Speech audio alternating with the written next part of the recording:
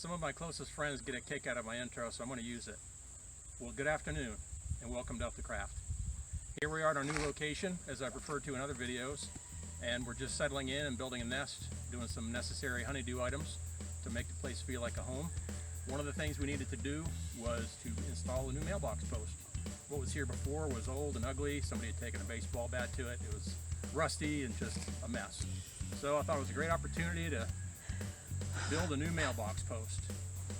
Okay, so this time around I thought I'd build myself a mailbox post that kind of has a little Midwestern craftsman approach. Got the nice tapered cuts here with a shoulder. Thought I'd mirror it on this end with that end, just a shorter version of it. And it just so happens that I picked an angle here that works very well for what I use here for a wedge to lock this all together. My concept on this post was to do it without fasteners, any perhaps manufactured fasteners, threaded or otherwise. Due to the nature of the mailbox I'm using, of course, I had to have these little plates here.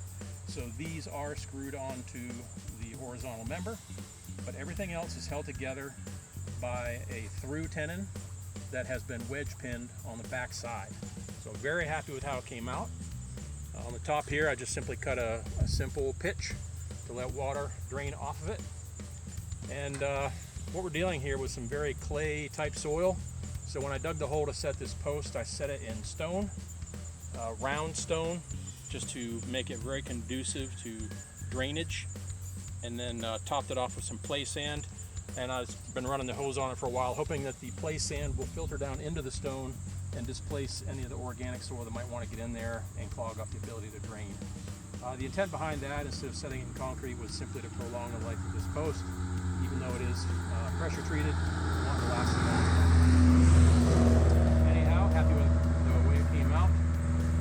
Neglected to do a how-to video only because time was of the essence and I want to get this done. Hope you enjoy. We'll talk to you later. Next time, hopefully, I will have a how-to video on my next project.